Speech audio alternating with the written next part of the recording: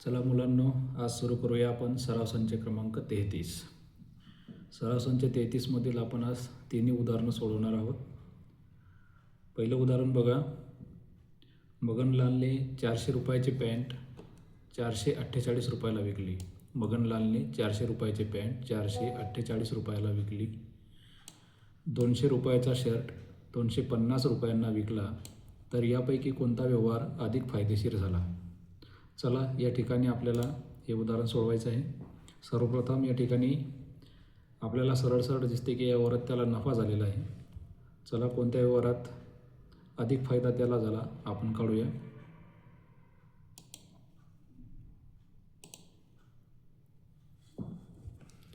बघा,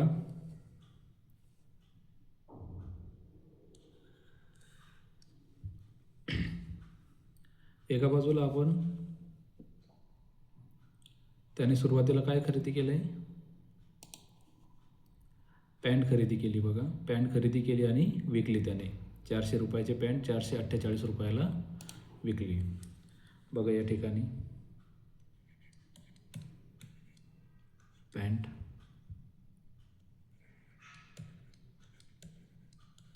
खरेदी 400 रुपये. किती रुपयाला विकली?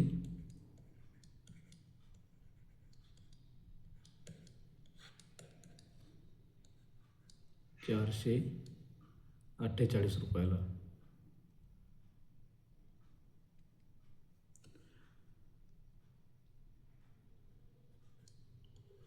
₹448.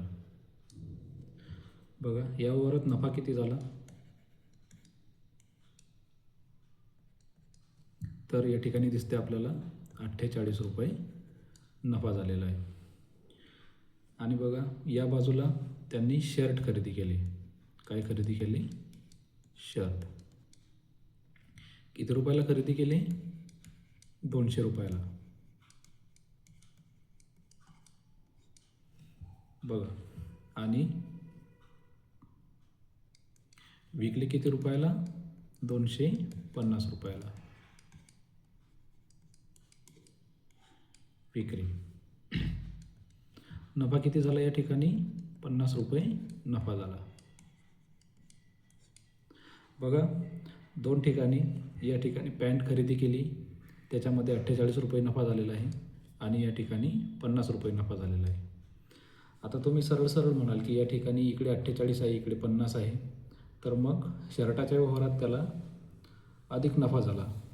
परंतु या ठिकाणी खरेदी किंमत सारखी आहे का? जेव्हा खरेदी किंमत सारखी असेल तेव्हा आपण इथे सरळ सरळ म्हटलं असतं की शर्टाच्या व्यवहारामध्ये अधिक फायदा झाला. परंतु आपण जेव्हा याचं पर्सेंटेज काढू, म्हणजे किती टक्के नफा झाला, ज्याची टक्केवारी जास्त असेल त्या व्यवहारामध्ये त्याला अधिक फायदा होईल. चला, तर मग याचा शेकडा नफा आपण काढूया. आपण शिकल्याप्रमाणे शेकडा नफा आपल्याला माहीत आहे कसा काढतात.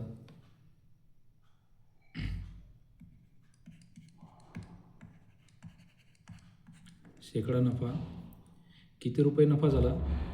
48 रुपये. खरेदी किंमत किती आहे? 400 रुपये गुणिले 100. बघा, 2 शून्य 2 शून्य कट होतील. कितीचा भाग जाईल 4ने?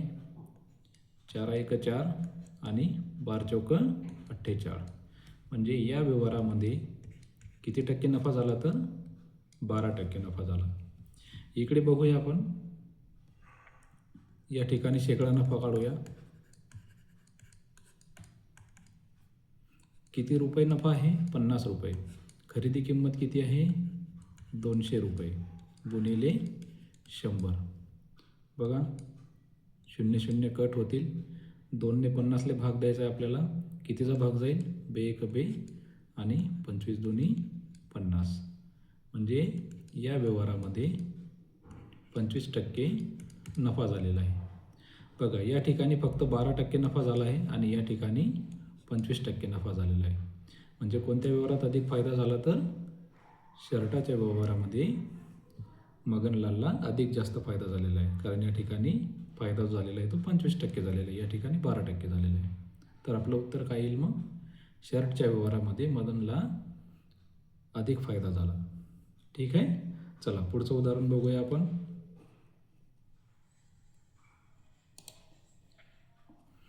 बघा कोणत्या व्यवहारात झाला मग? शर्टच्या व्यवहारामध्ये अधिक फायदा झाला. दुसरं उदाहरण बघा. रामरावने 4,500 रुपयास खरेदी केलेले कपाट 4,950 रुपयास विकले. तर श्यामरावने 3,500 रुपयास खरेदी केलेले शिलाई यंत्र 3,920 रुपयास विकले. तर यापैकी कोणाचा व्यवहार अधिक फायदेशीर झाला? चला सोडवूया हे उदाहरण आपण रामराव आणि श्यामरावचं. याचप्रमाणे 2 भाग करूया.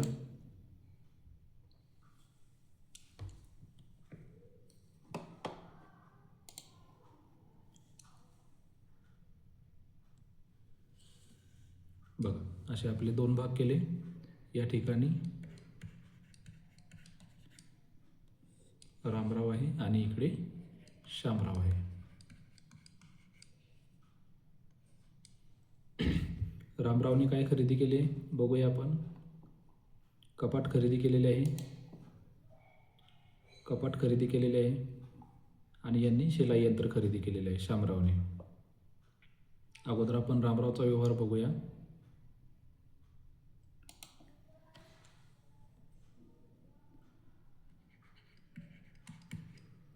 कपाट खरेदी किंमत बघा किती आहे. कपाट खरेदी किंमत 4,500 रुपये. त्यानंतर विक्री किंमत.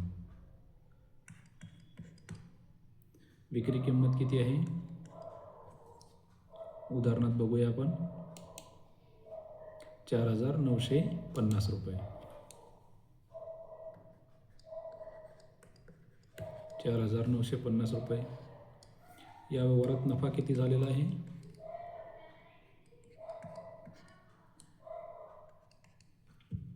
बघा या ठिकाणी आपल्याला सरळ सरळ दिसते नफा झालेला आहे. 4,950 मधून जर 4,500 वजा केले आपण तर किती उरतात? 5 आणि 9तून 5 गेले तर 4. इथे 0 म्हणजे 450 रुपये या ठिकाणी नफा झालेला आहे. याचं पर्सेंटेज आपण नंतर काढूया. आता आपण श्यामरावचा व्यवहार बघूया. श्यामरावने शिलाई यंत्र खरेदी केलेलं आहे.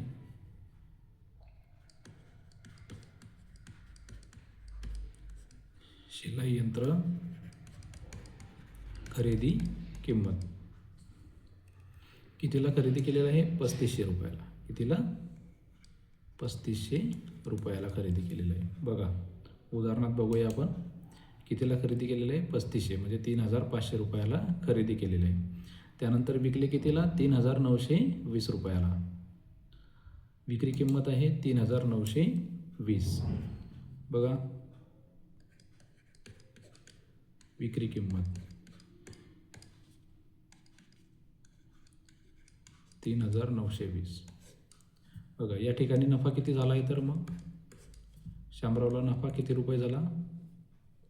3,920 मधून 3,500 जर गेले तर या ठिकाणी बघा 0, 2 आणि 9तून 5 गेले 4.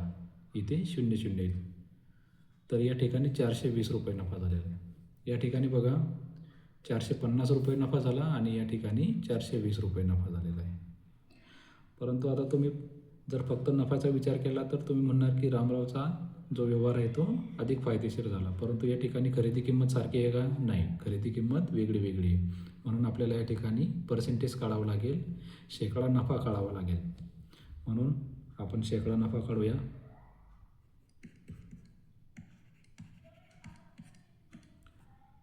शेकडा नफा कसा काढतात?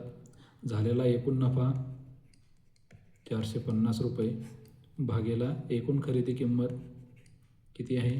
4,500 रुपये गुणिले 100. इथे पण आपण तेच करूया. शेकडा नफा बघा किती झाला आहे नफा? 420 रुपये भागेले एकूण खरेदी किंमत 3,500 रुपये गुणिले 100. एक एक उदाहरण सोडवूया आपण. 0 0 कट होईल. 45 ने 450ला कितीचा भाग जाईल? 10चा. बरोबर. 45 एक 45 आणि हे 0. म्हणजे या व्यवहारामध्ये जो नफा झाला तो 10% झाला. किती टक्के झाला? 10%. आणि इकडे बघूया आपण, बघा 2 शून्य कट होतील या 2 शून्यासोबत आणि 35ने 420ला भाग द्यायचा आहे आपल्याला. 35ने 420ला भाग द्यायचा आहे. आता आपल्याला 35चा पाळा येत नाही. आपण अशी संख्या बघूया की त्या संख्येने दोन्ही संख्येला भाग जाईल. चला तर मग 7ने भाग जातोय. 7 5 35 आणि 7 6 42. बरोबर. बघा 7ने 35ला 5चा भाग गेला आणि 42ला 6चा भाग गेला. 7 5 35 आणि 7 6 42. मग बघा काय झालं आता हे उदाहरण. वरती राहिले 60 आणि खाली 5. बरोबर. आता हे उदाहरण आपल्याला सोडवता येईल. परत भाग द्यायचा आपल्याला. 5 1 5 आणि 12 5 7. म्हणजे या व्यवहारामध्ये किती टक्के नफा झाला तर 12%. बरोबर. म्हणजे 12% या ठिकाणी नफा झालेला आहे. बघा रामरावला झाला 10% नफा आणि श्यामरावला झाला 12% नफा. कोणाचा व्यवहार अधिक फायदेशीर झाला मग? तर श्यामरावचा. कोणाचा व्यवहार? श्यामराव हे आपलं उत्तर येईल. समजलं तुम्हाला? चला पुढे नेक्स्ट उदाहरण घेऊया आपण. तिसरं उदाहरण बघूया.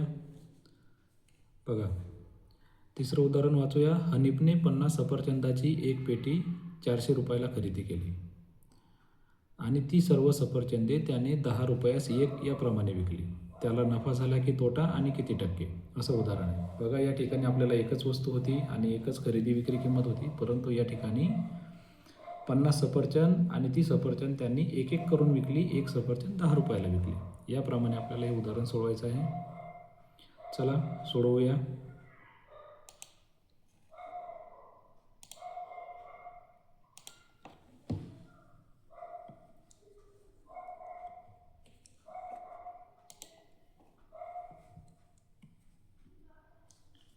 बघा सफरचंदाची पेटी. सफरचंदाची पेटी खरेदी केली. त्याच्यामध्ये 50 सफरचंद होते.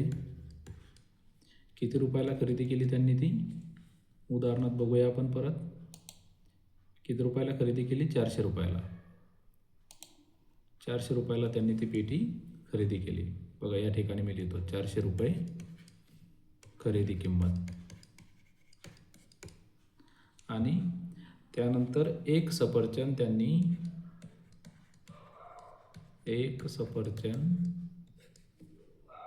10 रुपयाला विकले. किती रुपयाला? 10 रुपयाला विकले. बरोबर. म्हणजेच 50 सफरचंदाची विक्री किंमत किती होईल मग? 50 गुणिले 10. 50 गुणिले 10 बरोबर 500 रुपये. हे काय झाली? विक्री किंमत. काय झाली? ही विक्री किंमत झाली. बरोबर. मग बघा 400 रुपयाला खरेदी केले होते आणि 500 रुपयाला विकले. बघा तुमचा गोंधळ फक्त इथे होईल, कारण इथे एका सफरचंदाची किंमत दिली आपल्याला. एक सफरचंद 10 रुपयाला विकले तर आपल्याला माहीत पाहिजे की सफरचंद होते 50 आणि 50 सफरचंद असल्यामुळे एका सफरचंदाची किंमत जर 10 रुपये आहे तर 50 सफरचंदाची किंमत 500 रुपये. बरोबर. 400 रुपयाला आणले होते, 500 रुपयाला खरेदी केले. नफा किती झाला? बघा नफा किती झाला? 100 रुपये है ना. 500मधून 400 वजा केले, 100 रुपये नफा झाला. बरोबर. आता हे झालं आपलं एक उत्तर, कारण आपल्याला 2 प्रश्न विचारले. नफा झाला की तोटा? तर या ठिकाणी नफा झाला. बरोबर. नफा झालेला आहे. 100 रुपये नफा झालेला आहे. आता किती टक्के असं सुद्धा दुसरा प्रश्न आपल्याला विचारलेला आहे. बरोबर. तर टक्केवारी काढूया आपण. टक्केवारी काढणे म्हणजे शेकडा नफा काढणे. बघा शेकडा नफा कसा काढतो आपण आपल्याला माहीत आहे. शेकडा नफा म्हणजे एकूण नफा किती झाला? 100 रुपये. किती रुपयावरती झाला? 400 रुपयावरती. किती रुपयावरती झाला? 400 रुपयावरती. कारण 400 रुपये खरेदी किंमत होती ना आपली, म्हणून गुणिले 100. बघा 0 0 कट होईल. 4 आणि 100ला भाग द्यायचा आहे. तुम्ही तुमच्या पद्धतीने देऊ शकता, शॉर्टकटही देऊ शकता. 4 1 4, 4 2 8. बघा 10तून 8 गेल्यावर 2 उरतात, म्हणजे या एका शून्याच्या इथं काय लागेल? 2. बरोबर. म्हणजे हे 2 आणि ते 0, 20 राहतील तिथं. किती राहतील? 20. आणि 4 20ला कितीचा भाग जाईल मग? 5चा. 4 पंच 20. बरोबर? कितीचा? 5चा. आणि असंही तुम्ही जर घेतलं तर 25 चौक 100 होतात. बरोबर? म्हणून आपलं उत्तर जे येईल ते 25%. किती टक्के? 25%. 25% आपलं उत्तर आलेलं आहे. म्हणजे या ठिकाणी जो नफा झाला तो 25% झालेला आहे. किती झालेला आहे? 25% नफा. बरोबर? आशा करतो तुम्हाला तिन्ही उदाहरणं समजली असतील. काही समजलं नसेल तर परत आपण घेऊया. कमेंट करा आणि व्यवस्थित वहीमध्ये लिहून घ्या सर्व उदाहरण आणि सर्व उदाहरणाची प्रॅक्टिस करा.